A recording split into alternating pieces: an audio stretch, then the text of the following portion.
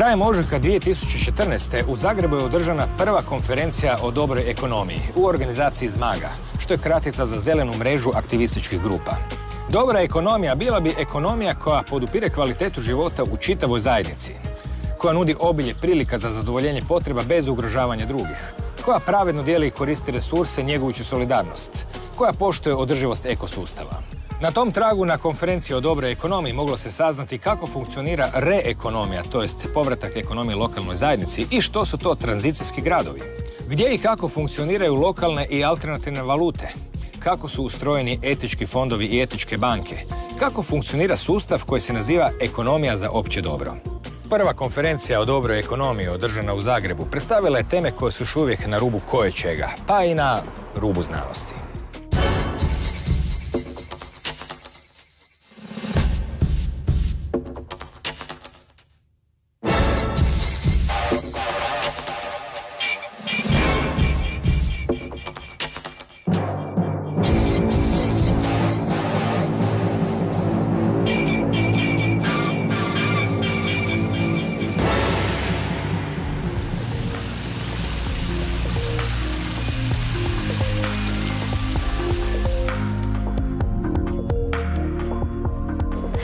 Ovo je prva konferencija o dobroj ekonomiji. Dvije stvari koje možda treba tu ispričati. Dobra ekonomija je ono što smo rekli sa re-economy, dakle vraćanje ekonomije u ruke zajednice i opisivanje i prikazivanje modela koji funkcioniraju u zajednicama na svijetu, a i u Hrvatskoj. A isto tako smo je nazvali prva jer ne želimo stati na ovom, želimo da to bude nešto u kontinuitetu i zapravo da svake godine nešto veće organiziramo. Cilj je zapravo pokriti što više ekonomskih modela koje zajednice koriste i koje bi spadale u tu, što smo mi nazvali, dobru ekonomiju. Dakle, to može biti sve od društvenog poduzetništva, etičkih banaka, fondova, ulaganja koje pomažu malim proizvođačima ili bilo kome ko želi nešto zapravo ponuditi, a nema za to sredstva. Isto tako, jako bitna stvar za nas je da smo prvi put javno počeli pričati u Hrvatskoj o sustavima neformalne razmjene koji mogu, recimo, biti jedna alternativna valuta koju jedna regija može koristiti ili jedan grad. A čak ćemo se pozabaviti i prikazivanjima, pričanjima o nekim primjerima dobre prakse u Hrvatskoj i pokušat ćemo čak dobiti jednu kratku pravnu analizu koja bi nam rekla kamo sa neformalnom, a dobrom ekonomijom u Hrvatskoj.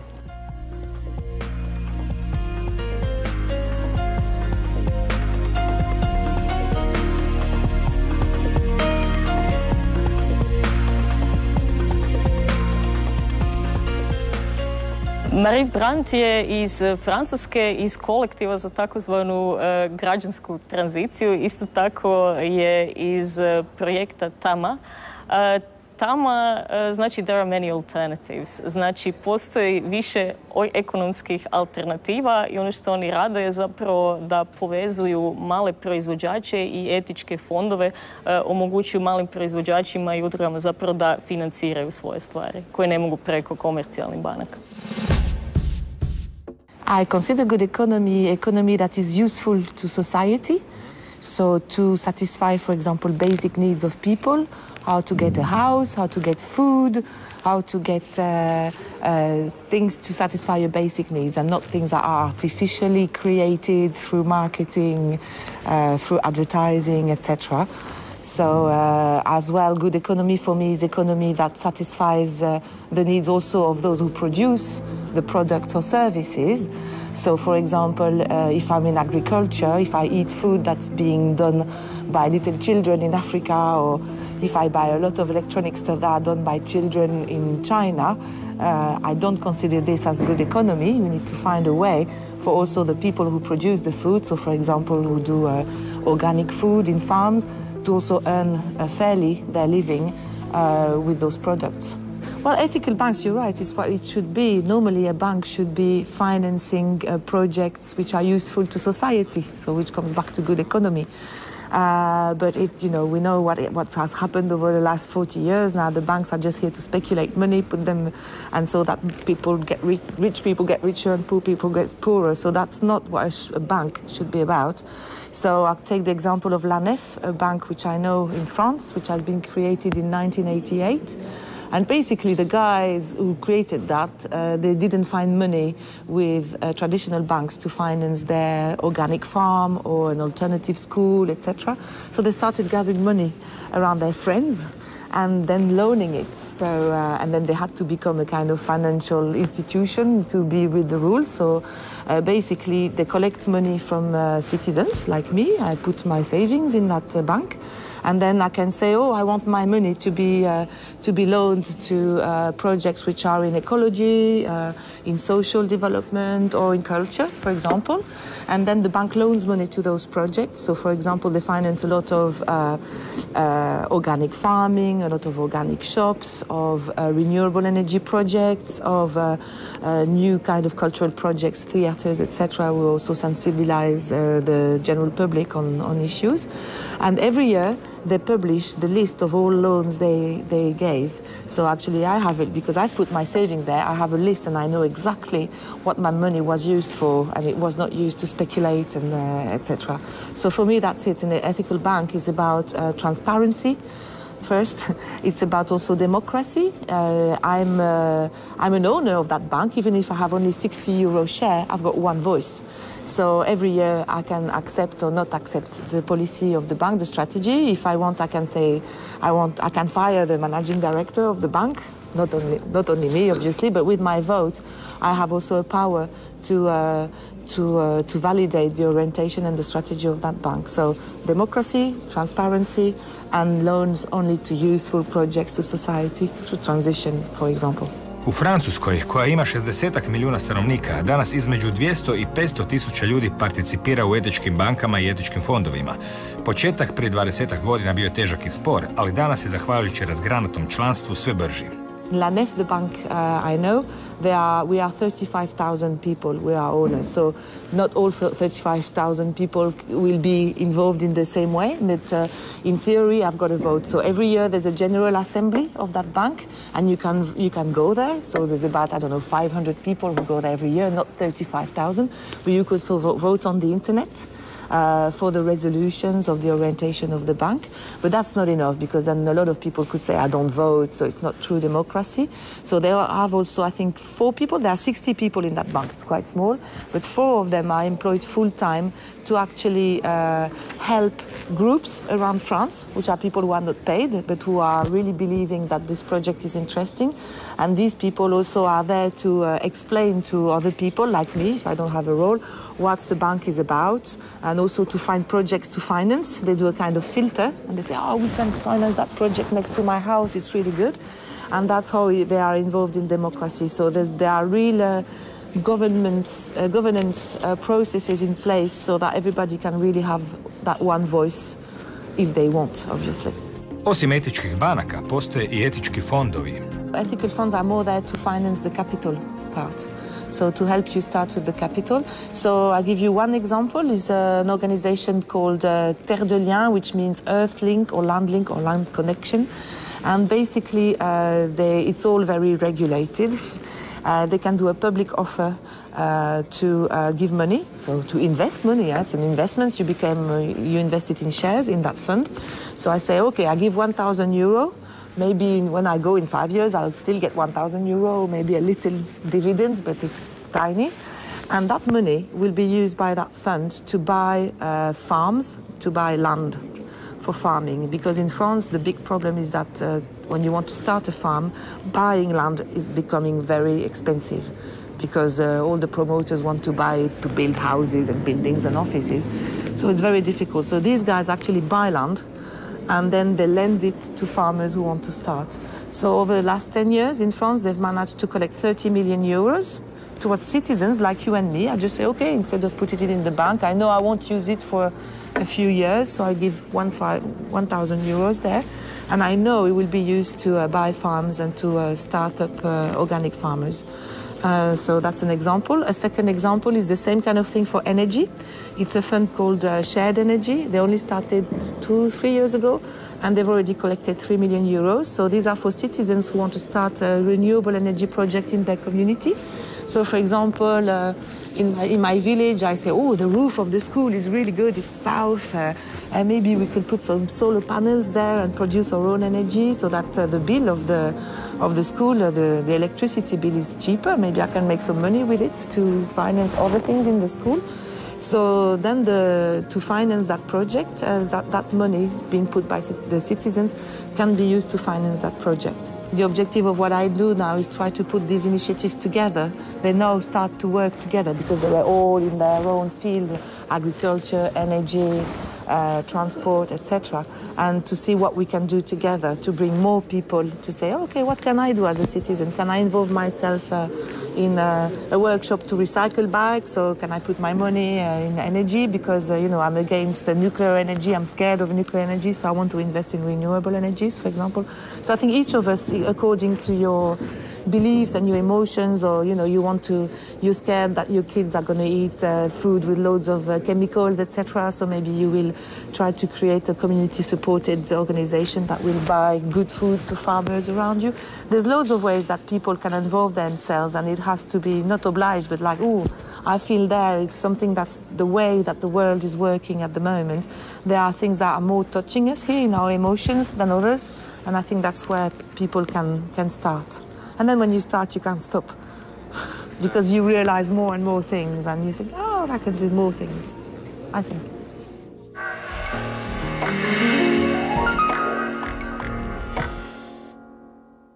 John Rogers je jedan, ne želim reći autoritet, ali možda svjetski tata-mata znalac za sustave neformalne razmjene.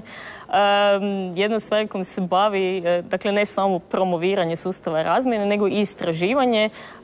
On je pronašao, na primjer, da oko 4000 lokalnih valuta postoji već na svijetu. Local currencies, from the historical point of view, are normal. In Europe, for thousands of years, there were local currencies. Only in the 19th century did the national currencies emerge with central banking and globalization. But in the 20th century, there were various experiments with local currencies, particularly in the 1930s in the Great Depression. There were experiments in Germany and Austria and the USA, but all of those except one were closed down.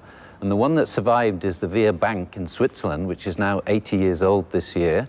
And that is the largest non-national currency in the world. It's a regional currency that serves 60,000 businesses all over Switzerland and has $1 billion turnover in €1 billion equivalent turnover in the Wehr currency. Now, as well as Wehr, there's been a worldwide movement of business-to-business exchange systems. There are many hundreds of those, and that's a big industry. And the idea of that industry is to exchange spare capacity amongst businesses. So many businesses don't work at 100% capacity. Say a restaurant has seats that are underused, or a theatre has seats that are underused. They can put those into a local currency system, and people who have local currency can access those goods and services. So the worldwide business-to-business exchange system movement is quite big. So that's on the commercial side. But on the other side, there are community-based systems started by citizens. And they tend to be much smaller, and they're working at a very local community level between neighbors, where people do exchanges with each other. So people babysitting, walk the dog, clean the house, teach the piano, all those kinds of skills. And the reality is, there have been thousands of experiments with these systems all over the world, but the reality is that very many of them fail. And the reasons they fail are many. Often they depend on a lot of volunteer effort, and so the volunteers move on, or they burn out, or whatever. Some systems have paid organizers, but then they are dependent on finding finance from government or from foundations or whatever. Some systems fail because they don't do good governance, they don't have good decision-making structures, or a good constitution, or good conflict resolution mechanisms. And some systems fail just because they don't cover their own running costs. And there are various ways of solving that problem. So the reality is that a few systems have survived that have had very good management, very good governance, and good cost recovery. So I mentioned the Wehr Bank, which is 80 years old. Apart from that, the best examples would be the Chiemgauer in Germany, which is now 10 years old. And the Chiemgauer is a system serving businesses in Bavaria, in one region of Bavaria in Germany. And they have several thousand members. And the idea of that currency is to keep the buying power, the purchasing power in that region. So that currency you have to buy with euros, and then the currency goes into circulation, the local currency. At any point, the businesses can exchange their local Chiemgauer currency back into euros, which gives them the security to take part in the system. So when the system started 10 years ago, many businesses would redeem their Chiemgauer straight back into euros, yeah, because they weren't sure whether they could trust the system. Now the system is 10 years old and has a good track record, people trust it. Many businesses do not exchange their Chiemgauer back into euro, but they keep the Chiemgauer circulating, and they circulate many times. They estimate that the Chiemgauer circulates something like 4 times more than the euro in that region. In England, there have been various experiments with local currencies over the last few years as part of what is called the transition movement, which is a movement trying to get grassroots change from the bottom up. So we've had currencies in various towns like Totnes and Lewes. The most successful ones have been in Brixton in London and recently in Bristol in the southwest of England. And in that currency, the Lord Mayor of the city takes 100% of his salary in local currency, which is pretty impressive. You can also pay your local taxes with the Brixton and Bristol pounds. And also in Austria, there is another very successful system now 18 years old called in Vorarlberg in Austria. And also there, they were the first system in Europe where you could pay your local taxes with the local currency. So some of the examples I just mentioned, like the Chiemgauer and the Bristol pound, they are, as you say, dependent on national currency because they're tied to the national currency. You have to buy the local currency with national currency, which clearly ties the local currency to problems in the national currency like inflation. So that's one model of local currency, but there is another model of local currency which has been very popular, and that's called a mutual credit system. So you have a circle of people who are willing to help each other, to give goods and services to each other. So at the beginning of that system, when everyone joins, everybody's account balance is 0, right? And when people start doing stuff for each other, they start earning plus points for giving service to someone, and then other people who've received service go into minus points. So the idea is that at any point in time, all of the plus and the minus balances balance out to 0, okay? This is called a mutual credit system. These are very popular around the world in different forms. You find them in different countries, local exchange trading systems or time banks, or in German Tauschring, or in France called the Cell. And these are exchange rings of people, but often those systems don't grow very big. They tend to be relatively small, 100 or 200 people who know each other well, who exchange.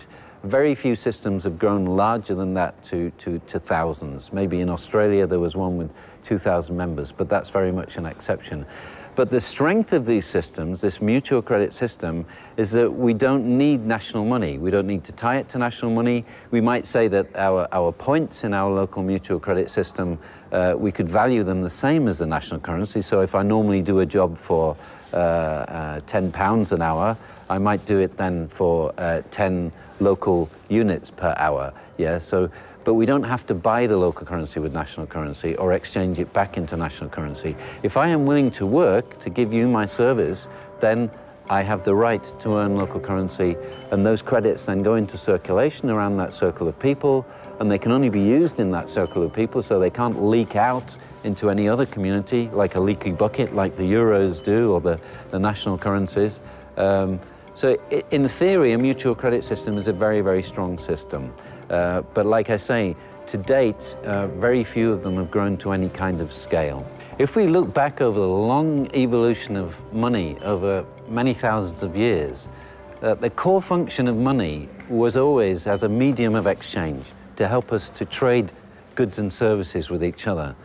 And the function of money as a tool for speculation, for making profit, was relatively limited historically to traders and goldsmiths and the rest of it. But it's only really since the 19th century and globalization and the kind of tools of central banking and stock markets and all the rest of it that the casino economy that we now have, which is worth trillions and trillions of dollars a day, we couldn't have imagined that historically, but that's now our present reality, where this speculation function of money has almost taken over from the medium of exchange function of money.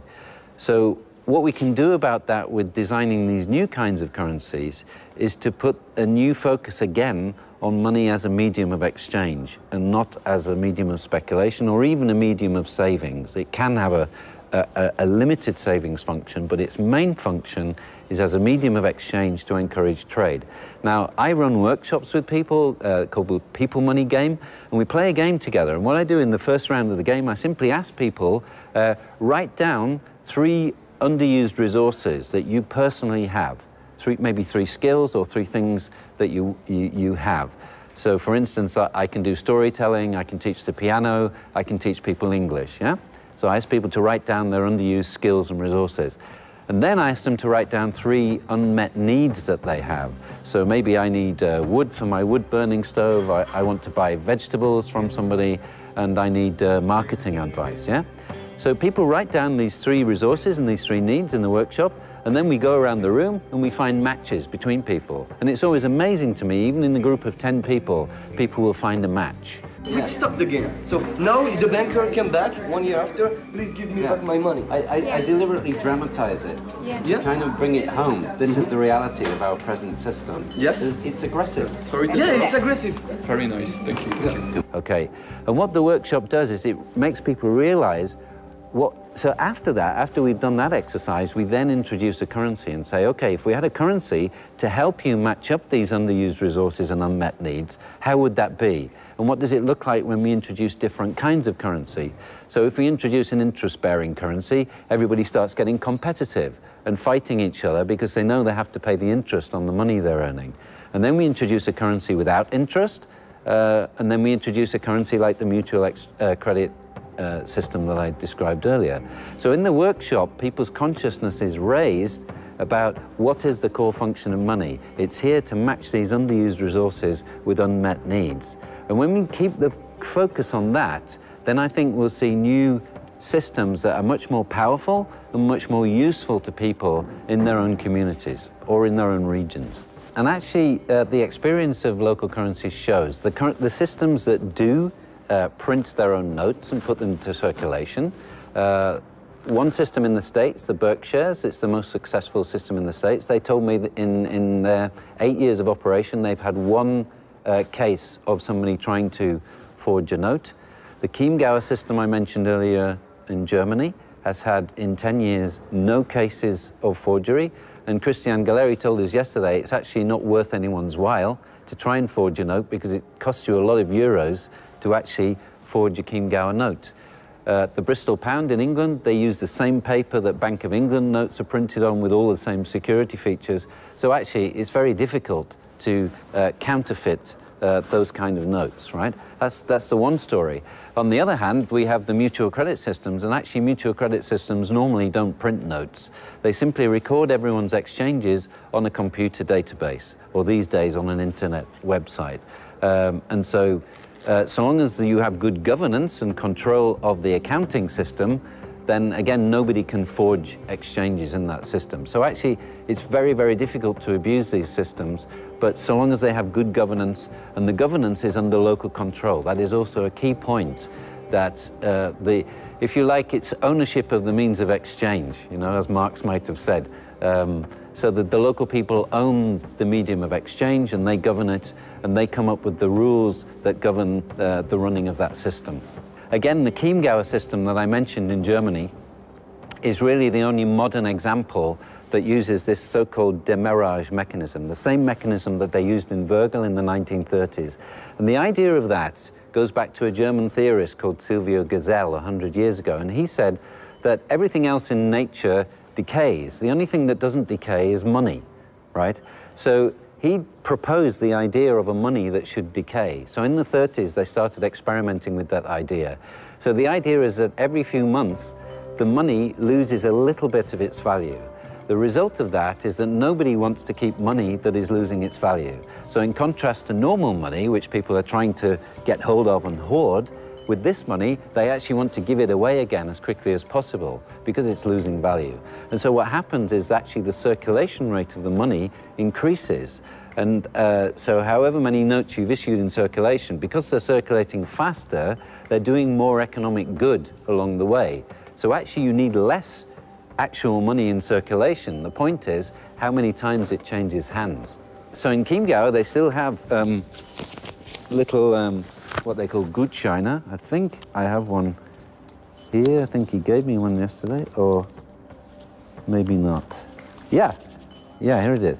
So you see on the back of this Chiemgau note here, you can see there are the different months of the year, every quarter, and what you do is you fix a little stamp to that. So to keep this currency in circulation, you have to buy a stamp, and that costs you in euros, and that keeps this local currency in circulation. So you buy the stamp, and it's then valid for another 3 months, and it keeps on circulation. But also alongside these physical tokens, the Chiemgauer also has electronic currency. And in fact, the businesses in Chiemgau, I think he said that 2/3 of the businesses used the electronic currency rather than the physical circulating notes. So they simply do the same mechanism, but on the electronic system. And of course, these days we now have mobile apps, and the Bristol and Brixton Pound are experimenting with mobile phone-based currency, and they're innovating even ahead of the banks in that. So it's a very interesting field. It's constantly in development. And the system that most interests me that's now happening, this year the city of Nantes in northern France is launching a mutual credit-based currency, and it will be the first city government in Europe, as far as I know, to launch its own currency. And it will be backed by a 100-year-old local bank, the Crédit Municipal, so that will do the banking services. But the good thing will be that citizens of the city of Nantes will be able to pay for their bus tickets, pay for their tram tickets, pay for car parking in the city, and pay for a range of government services in the local government. And it will involve local government and businesses and citizens. So that is actually a very innovative currency if it works, and I'm very interested to see what actually happens in Nantes.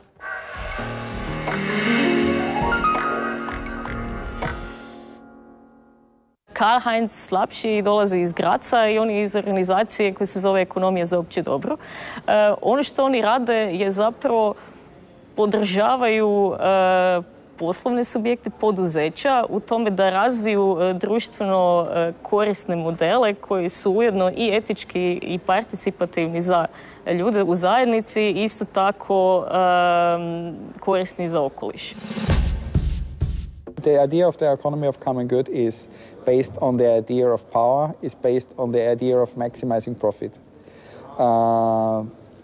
We changed this idea from maximizing profit to maximizing the common good. There are different possibilities to measure something. The GDP is one possibility to measure. What we have is the common good balance sheet. So in our idea, that means that every company make, beside of the finance balance sheet, a common good balance sheet. This common good balance sheet based on 17 indicators, and these indicators show how good a company is. So it is beside from the idea of CSR project. CSR means corporate social responsibility project, what every company, big company, do at the moment. It is based on 7 indicators. They really show how you act and what are you doing for this common good. And our idea is that beside of the finance balance sheet, every company has this. And then the customer can say and can see what the company is really doing for all of us. 17 indicators shows, for example, how green you are. This shows how does your employees are satisfied with you. They show us how green your projects or your products are. They show us, for example, what are you doing with transport, with logistics. They show us all what is in your company. Oh, the idea is not new. The idea is You find the word of common good from Aristoteles, you find it in Cicero, you find it in Thomas from Aquin, and the idea of to do something for all of us, for the common good, is not new. What new is the way how we act in this idea of common good economy. New is to have this balance sheet and to show exactly what companies are doing. Economy of Common Good was founded 2010 based on a book of Christian Felber. Christian Felber wrote the book about economy of common good, and then more and more people come all over, first in Austria, then in Germany, and now in 8 other countries, and follow this idea. And in the meantime, we have about 7,500 people, organizations, as well as politicians. They follow the idea. Economy of common good shows us is we are running for a good life, and a good life in the economy as well. We have a trading company in Upper Austria. She has about 250 employees. And what did they find out in the balance sheet is that after they do this, they go more into use the producers. They just changed their producers. They had producers all over Austria, and they reduced their producers just on the region, maximum around 100 kilometers of them. Why do they do this? They do this, of course, they save money on one hand in case of transport and logistic costs, but on the other hand, the money stay in the region.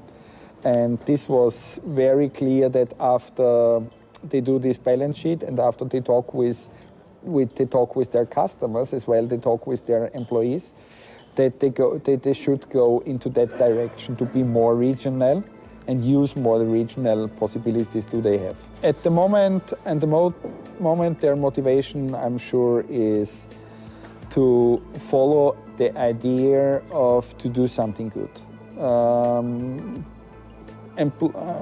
Companies and company owner also wouldn't have the feeling that we are the bad one because we are just the economy. They would like to have the feeling that we create a future for our kids as well.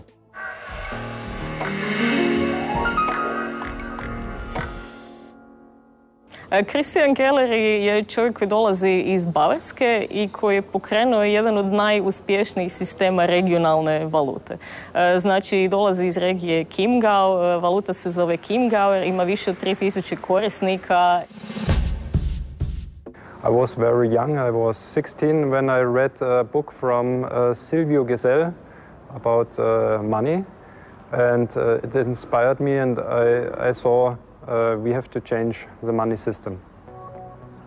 And that was so original. And when I studied economics, I discussed with professors and others, and we founded a group, and we built a concept about a local currency.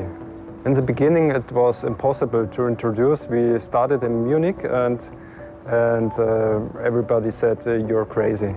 And then I went to a Waldorf school at the Lake Chiemsee at Prien, and then we started the project with, I introduced the idea to students, female students, and they said, let's try it. And we asked parents of the school if they are willing to take part, and we asked businesses if they want to accept the currency, and most of them were enthusiastic and said, okay, let's try it. They were open-minded. And then we started with only 20 businesses and 30 consumers, and it worked quite good. And then on this basis, it has grown. The name of the local currency is Chiemgauer. We have sticked it to the euro. It's 1 Chiemgau is 1 euro. So we have 1 and 2 and 20, 10 and 5 and 50. So it's always 1-to-1 to euro. And we started 2003 in the beginning, at 12 years ago. And the idea was to promote the school with the local currency and to promote businesses around the Lake Chiemsee. And the name is Chiemgau because of the region, lake called Chiemsee. The region is called Chiemgau, and there are two districts, Traunstein and Rosenheim, and it's an area with 500,000 people. And today, about 630 businesses are accepting Chiemgauer, and 3,000 consumers are paying with the local money. And we have 250 charities who are promoted with the Chiemgauer. This little marks has a purpose that people spend the money and not to hoard it. Every quarter you have to pay 2% of the value of the money, and then when you pay 2 cents for the 1 Chiemgauer and stick the stamp on the money, then it's valid another 3 months. And because of this aging function, nobody hoards it. You spend it again. And if you have euro in your pocket or national currency in your pocket and Chiemgauer, you spend Chiemgauer faster than euro. And the Chiemgauer is 3 times faster than the euro. We see that when consumers change into Chiemgauer and spend it to businesses, the businesses are more aware of using the local money in the region. And they use it locally, and they spend it, and it's going faster. And the turnover is increasing for the businesses.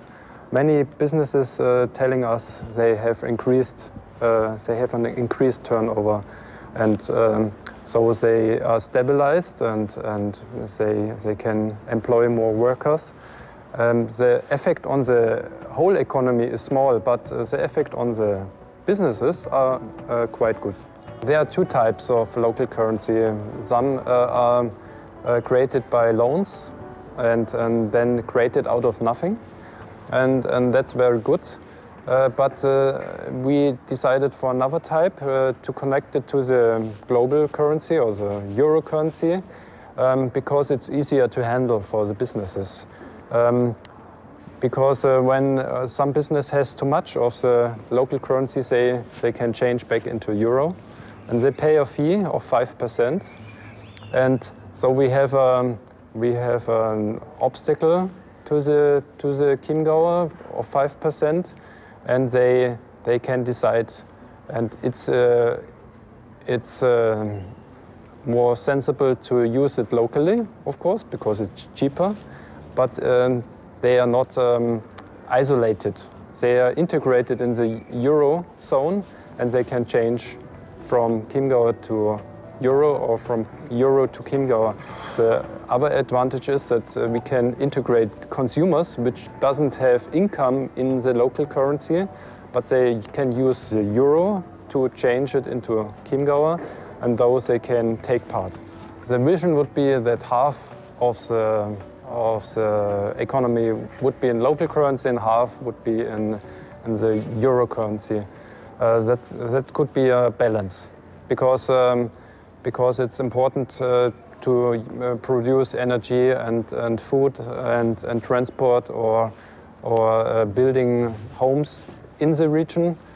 But you also have to have global products like cars or like computers.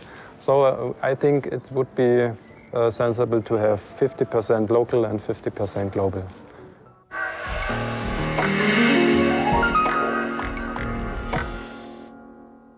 Frances Northrop je žena koja je došla iz Totnesa, malog grada u Velikoj Britaniji. Ona je jedna od ljudi koja radi baš konkretne stvari u sklopu organizacije Transition Network, ali baš radi u zajednici. Dakle, oživljavanje zajednice, razmišljanje o novim ekonomskim aktivnostima koje bi zapravo pomogle i ljudima koji su siromašni. Naprimjer, to je mali gradić koji dosta živi od turizma i siromašnim ljudima je puno teže zapravo integrirati se u društvo jer nemaju neke sustave podrške kao u većim gradovima. Jučer je s nama podijelila zapravo i svoje iskustva iz Totnesa. To možda nije primjenjivo na Zagreb. Ono je grad od 5000 stanovnika, mi smo malo veći, ali je pričala o projektu Reconomy. Reconomy je nešto neprevedivo, mi smo preveli kao dobra ekonomija i zapravo danas se time bavim. Re-economy is about rebalancing the economies that we have, but at a local scale. So what we're saying is that there are 4 key challenges that we're facing as humanity, really, and they're all interlinked. And they are that we have an economy which is skewed the wrong way. So we emphasise growth and big business as being the answer to what we need. And what we're arguing is that actually it's the smaller economy, it's the small businesses that work together that give us our resilience in the face of things like climate change and depletion of fossil fuels. Kako početi razvijati tranzicijski grad? I think what we started to do is take a step back from that idea of the big economy and where we've got to, and just say, what is our economy actually for? Is it for, maximisation of profit, or is it actually to enable people to live fulfilling lives?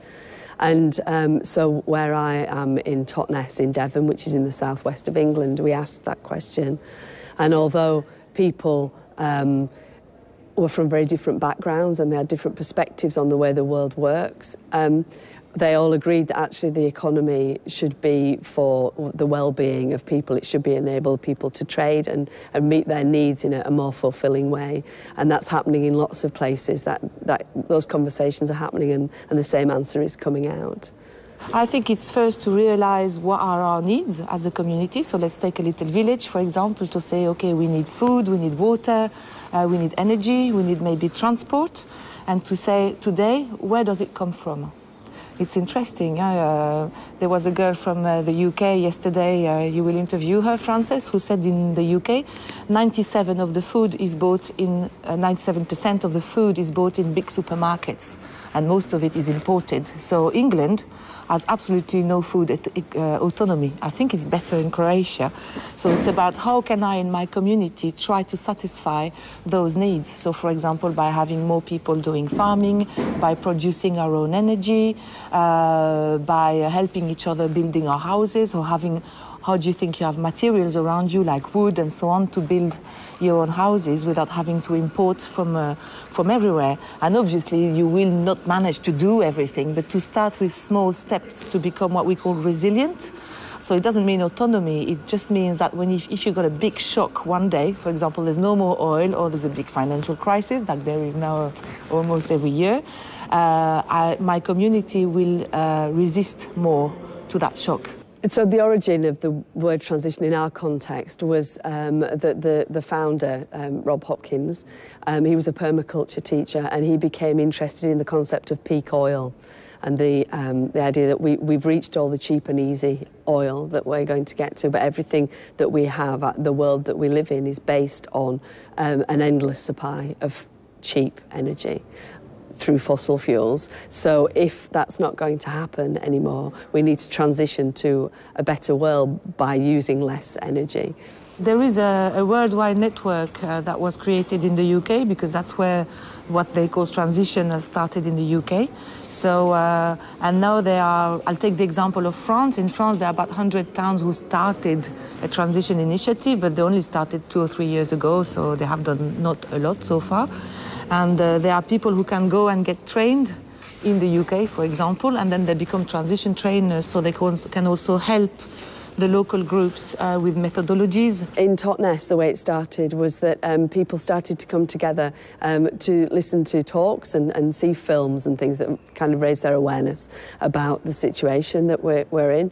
And from there, they we held a big meeting where there are 7,500 people in Totnes, and about 500 people came to this meeting. And the idea is to say, what could we do together? What is it that we can do practically on the ground in our local area? And that will look different in different places. But what people did was they formed into working groups, and they looked at food, and some people looked at transport, other people looked at business and building and housing, how we might build and house ourselves differently. And from there they all started smaller projects which have grown from there. So with food, people started sharing gardens. So people had big gardens and other people wanted to grow food, so we matched them together. People started guerrilla gardening, so just planting of edible plants wherever, by bus stops and in churchyards and schools. And also people started to meet together who were actually already existing local food producers and started to meet and form a cooperative together. We call it the gift economy, so different forms of exchange. And I think at the start it was just time. People just shared their time. But very quickly a local currency emerged, the Totnes pound. And it was one of the first in the UK, although there are many across the world. And it's backed by sterling, so a Totnes pound is worth a UK pound, and people use it in businesses so they can shop with it, and then they can also use it for external businesses, so window cleaners and accountants and the support services. But it keeps the money circulating locally, because what we know is that if money stays in the local area and doesn't go out through big shops, then it circulates more times, it has more velocity. I don't have the recipe for it, and there's no miracle. Yes, but I think it's first building awareness of people. So there's a lot of ways to do that now. There are a lot of very good videos being made on, what are the challenges of our world, how do things really work. People don't know how, for example, money is being made and is being built. So when you put your money in a bank, you don't really know where it goes. So when you start to be informed about this, you think, maybe I should think about doing it differently. The same if you know where the food you eat or the products you buy come from and how they are made, maybe you can start thinking, there might be other ways to do it. So it's first building awareness, and then trying to find a group of people who are motivated to do something, and then try to do a diagnosis of your community and its needs, as I was saying before. So what is the current situation and what we would like in the future to be better together and to be more autonomous, and also with money. I mean, all these things cost a lot of money. So if people are in difficult situations financially, by helping each other to recycle things, reuse things, give things to each other, like books and furniture, people throw away. Here probably less, but in France people throw away, they change their furniture every 5 years because it's not nice anymore. Officially, because people can register, we think, we know there are thousands, but like in Japan, there are 4 official ones, but we know anecdotally there are about 40 or 50. And in Sweden, there are also about 5 or 6 registered, but there are about 70. So there are transition towns everywhere, because the beauty of it is that people don't have to ask permission to do it. It's not a franchise. It's not, people don't have to get permission. They can just start, they take the ideas. And what's lovely is that one place will have an idea, so somewhere in, Australia could have an idea, and it spreads, and then somebody would take it up in Chile or wherever. But it's appropriate to them for where they live. U Hrvatskoj je tipično da to jako često pokreću udruge. Recimo, udruga Akt iz Čakovca je već pokrenula više projekata društvenog poduzetništva koji zapravo i sufinanciraju udrugu, a i čine dobre stvari u zajednici. Od recikliranja tekstila do sada što se pokreće, recimo, biodinamičke poljoprivrede i isto tako restorana koje korisnici socijalne zadruge zapravo nude za zajednicu. Isto tako imamo primjere volonterskih inicijativa, od popravljanja bicikala do baš razmjena među korisnicima udruga. Postoje i neki obrti, male obiteljske firme koje isto tako posluju po našoj definiciji dobre ekonomije, a to bi, da ponovim, zapravo bila ekonomija koja omogućuje zajednicama da budu što samostalnije što se tiče i proizvodnje hrane, energije i razmjene unutar zajednice, da nisu ovisne o velikim centraliziranim sistemima. If you start to do small steps to help each other and maybe also to teach each other some skills, because we are not equipped to do things anymore. We don't know how to use our hands anymore, and a lot of older generations have learned how to repair things, how to make them longer, etc. So skills sharing is also something that can be quite useful and also create links in the community, especially between generations. The Transition Network, which is based in the UK, where we are, and but now there are national hubs that are starting up, and so there's one in Croatia. That's what the conference partly is about today. That ZMAG have become the hub for transition in Croatia to encourage more transition towns to start. And so those hubs can then take on forming links and solidarity where they are.